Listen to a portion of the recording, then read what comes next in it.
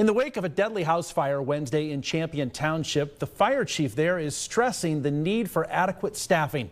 He also updated Corey McCray on the status of one of his men that was hurt in the blaze. So Corey, what'd you find out? Derek, Chief Tom Dempsey first wanted to offer his condolences to the family, but is growing frustrated with the lack of staffing, a problem he can't solve alone. Do you worry for your guys? Oh, absolutely, every day. Champion Fire Chief Tom Dempsey didn't mince words when talking about the stress his department is under. Just like yesterday, we had a police chief throwing ladders, trying to get people out of a house because we need firemen.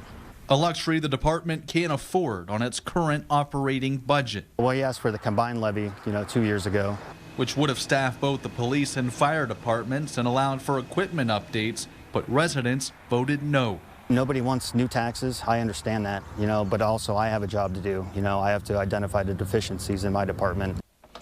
You're talking about 4 people per shift, 2 full-time, 2 part-time guys that are responsible for covering 26 square miles and a volume of 3,000 calls a year. Captain Brandon Quiggle sustained second-degree burns in Wednesday's tragedy. Well, I talked to him last night and this morning. He'll be out a couple weeks, but he's in a process of healing. Meanwhile, the community is mourning the loss of 72-year-old Bob Antonelli, who died in that fire. I don't know if it would have turned out different yesterday. That was a quick-moving fire, which they were able to get to in about 2 minutes, thanks to the timing of that fire. If that fire would have came in at 8:30 instead of 7:30, we only had 2 members on duty. Luckily, they had more, but if that weren't the case, not only the family would be, planning a funeral, but the township and my guys would be planning a fireman's funeral.